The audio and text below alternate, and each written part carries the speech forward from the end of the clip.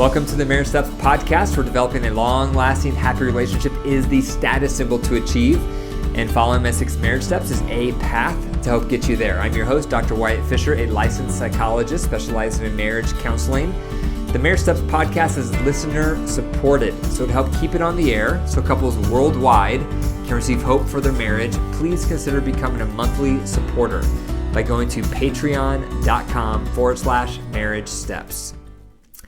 2 quick announcements. The first one is I'm starting to go live on my Facebook and Instagram accounts on Saturdays at 12 noon. So bring your marriage questions, tell your family and friends about it. Go to my page on Instagram or Facebook, which is Dr. Wyatt Fisher, and I'll be happy to respond back to your marriage questions. So every Saturday at 12 noon. Second announcement, which I'm really excited about, is I have written my first book. My first book is coming out on Thanksgiving, so November 26th, and it's called Total Marriage Refresh, 6 Steps to Marital Satisfaction.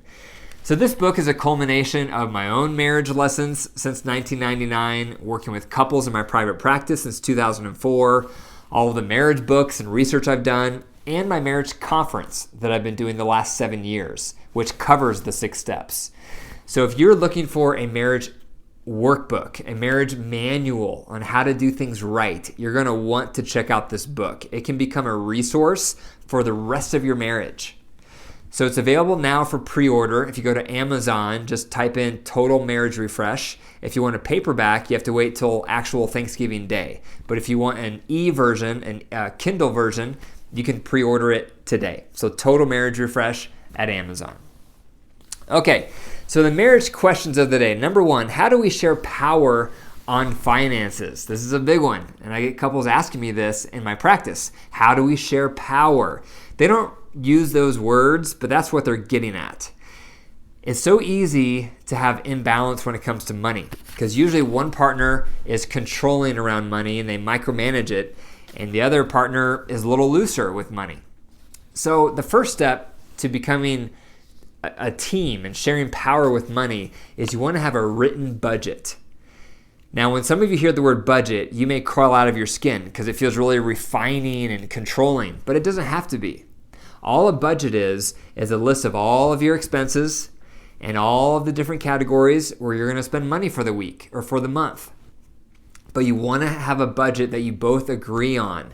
Some of the categories are going to be non-negotiables, like electric bill or mortgage payment. But some of them are discretionary, like how much we spend on groceries or how much we have for spending money for the month. But you want to sit down with your partner, if you haven't already, and create a budget that you both agree on. And you're going to have to negotiate some of those discretionary categories because it's not going to be how you want it. It's not going to be how your partner wants it, but you have to meet in the middle. So that's enormous, having a budget. And then second, you want to do the bills and review the budget regularly together. Whether it's once a week, once a month, you want to have a financial meeting with your partner to touch base, look at your financial goals, see where you're off, see where you're on. Those types of behaviors, having a written budget and having regular financial meetings, are 2 steps to creating shared power with finances, because you both want to have a voice. You both want to feel like your preference financially is honored in the marriage. Number 2, how do we know if we are compatible?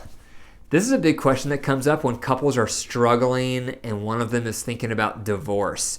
Because normally when we're that far down in our marriage, we start reassessing and we start thinking maybe we're just not compatible.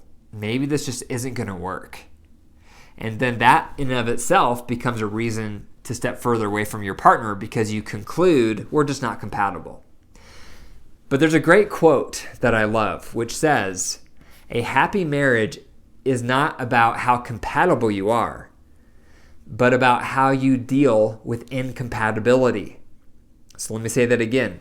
A happy marriage does not depend so much on how compatible you are, but how you deal with incompatibility. So all couples have areas of incompatibility, a lot of times big areas. Mine does. My wife and I are opposites in a lot of areas.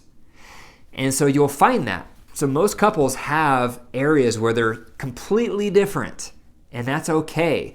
What matters is how you deal with the incompatibilities. Are you sharing power in those areas? Are you trying to negotiate compromises? Are you respecting the differences? Are you trying to meet in the middle? That attitude is what's most important. So it's not how compatible you are, but how you deal with incompatibilities. Third question, how do we become a unified front as parents? This is a big one, and this divides couples all the time. Because we're so different, partner A may be strict, partner B may be lenient. Then when you have a child, you can't agree on how to discipline the child. One parent thinks the child needs no consequences. The other parent thinks the child needs 10 consequences. What do? The first thing you do is stop responding to your child before you're in agreement with your partner. So don't tell your child what you're going to do, what the consequences are going to be or not going to be, or even the answer to some of their requests until you consult with your partner first. Then you get with your partner behind closed doors, and then you talk about what you think on the topic that's at hand with your child. You're going to have different perspectives. You're going to think different things should happen. And that's where you start to share power. You need to negotiate. You need to try to meet in the middle because both of you are not going to get 100% of what you want. You have to try to step toward your partner, which means giving up a little bit of what you want while they give up a little bit of what they want, so you meet in the middle. And once you agree on that compromise, now you're a unified front. And then you go back to your teenager or your child and present to them the answer. You tell them what the answer is. So that's how you become a unified front. You don't respond to your child's request or your teenager's request. You meet with your partner behind closed doors, reach a compromise, and then you come back and present that to your kids. Okay, so the message of the day, 5 variables to falling back in love. So the first variable that influences falling in love or falling back in love is the season of marriage you're in.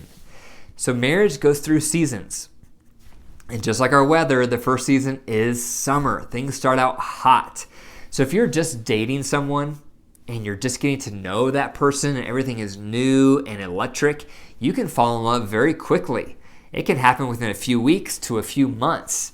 That does not mean you should get married that fast. You should wait at least a year of dating someone before you consider getting married, because you need to really experience them in a lot of elements. You need to get to know their family. You need to wait until that new rush of love fades so you can see more clearly. But the beginning of relationships usually starts with summer. And so that's when couples fall in love really fast in the beginning of the relationship. After summer comes fall. And fall is usually after at least a year and a half of being together. Maybe you've moved in together, maybe you've gotten married, you've been together for a few years, and this is where you're still in love, but not as much. And maybe some resentments start creeping in. You start having some conflicts, and you're not meeting each other's needs as well. That's fall. And then if you don't handle fall well, you're going to go into winter. And winter is when your needs are definitely not being met.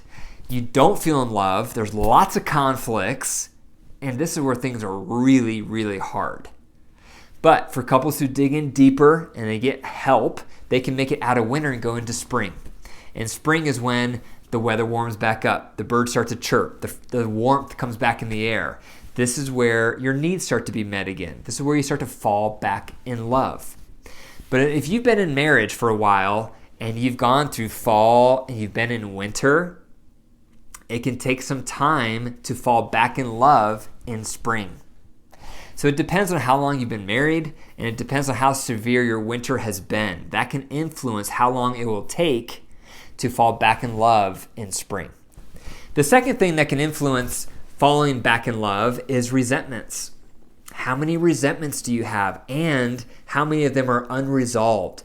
Resentments will not allow you to fall back in love. It's incompatible. Speaking of incompatibility, you cannot fall in love with someone that you resent. And so a first step with couples I see in my practice is we tackle the resentments, because things are not going to get better until those are addressed. And that's where you want to use the Reunite tool. and you want to use the compassion chart. Those are the top 2 tools that you can find on my website under marriage tools, and there's blog posts about them under my marriage blog if you go to drwyattfisher.com. So how much resentments you have, and if you've dealt with them and worked through them, that will influence how long it's going to take to fall back in love. The more resentments you have, the less you're working on them, the more they're just dormant, the longer it's going to take to fall back in love. The third thing that's going to influence how long it's going to take to fall back in love is your motivation. How much do you want things to get better? How much are you willing to do whatever it takes to improve your marriage? How much are you hustling to get things improved? How much are you looking at your part, taking ownership for your peace? How much are you investing in your relationship? That all comes from motivation. If you're not very motivated to improve your marriage, guess what? It's going to take a long time to fall back in love. In contrast, if you're highly motivated to fall back in love because you want to get to that good place, you're going to fall in love faster. You're going to do whatever it takes. You're going to be more action-oriented, and you will fall in love quicker. The fourth thing that influences how quickly you will fall in love or fall back in love is how much support you have. So if you're in winter, there's almost no way you're going to make it out on your own. You're going to need some help because we can't be marriage experts to our own marriage. I've tried this. My own marriage has been in winter before, and I thought I could be our marriage counselor because that's what I do. But it didn't take me very long to realize I can't be our marriage counselor. I'm not objective, first of all, because I'm in it. And my wife doesn't see me as a marriage counselor. She sees me as her partner with strengths and weaknesses. So if you're in winter and you want to fall back in love, you need support. And support can come in the form of books. You can try my book, The Total Marriage Refresh. It can come in the form of podcasts like this one. It can come in the form of retreats like mine. Some of you have been to my retreat, Total Marriage Refresh Retreat. But a lot of times it comes from marriage counseling, because marriage counseling allows you to really work through those resentments and really flush them out and really understand where your partner was coming from and really try to discuss all the elements and all the angles of all the things that got you there. So a lot of times marriage counseling is required to unearth all those resentments and work through them thoroughly so you can start falling in love again. So your level of support is going to influence how quickly you fall back in love. The more support you have, the faster you'll get there. The fifth element that will influence how quickly you fall in love is if you're following the love buckets. For those of you who don't know, the love buckets is a huge thing I teach on. What it says is that we each have a love bucket inside of ourselves, and our partner is a faucet. And in the beginning, they're pouring water into our love bucket full speed. They're doing all the right things, they're saying the right things, and our love bucket's getting fuller and fuller and fuller until finally it's filled. That's when you fall in love. But what happens is when we're together with someone for a long time, over a period of time, unintentionally or intentionally, they turn down that faucet. Our partner turns down the faucet. So now there's just a drip of water going into our bucket, and then simultaneously they start doing things we don't like, and that creates a hole in the bottom of the bucket. So water starts draining out. And before long, our full bucket gets lower and lower and lower until it's dry. And that's when you fall out of love. So to fall back in love, you got to do what you did in the beginning. You have to start filling up your partner's love bucket again, which begins with understanding the top 3 things they need to feel loved and satisfied. You have to find out what that is, and you have to start doing it. And then you have to find out the top 3 things that you do that they don't like. That's the drainers. You have to stop the drainers. And so if you simultaneously start filling up your partner's love bucket while you also stop doing the drainers, if you do that long enough, you become irresistible. And that will make your partner fall back in love with you. So those are 5 variables that can influence how long it takes to fall back in love. Number 1, the seasons of marriage. It depends on what season you're in. Number 2, resentments, how many resentments you have and how much you're working through them constructively. 3rd is your motivation. How motivated are you to improve things? 4 is your level of support. The more support you have, the faster progress you'll make. And 5 is love buckets. How much are you filling up your love buckets? Your partner's love bucket, how much are they filling up yours? Thank you for listening to the Marriage Steps podcast. If you enjoyed the episode, please leave a review. Click the 5 stars wherever you listen to podcasts. The more reviews I get, the higher the podcast will appear on search results so more couples can find it. For more marriage resources, go to my website, drwyattfisher.com. And if this podcast has helped your marriage, I would love to hear from you and interview you so you can be on the podcast, because your story will inspire countless others. So please email me if that's you. It's info@drwyattfisher.com. And remember, your marriage is alive. So if you care for it, nurture it, and nourish it, guess what? It grows. But if you deprive it and neglect it, it will wilt and die. The choice is up to you. Take care.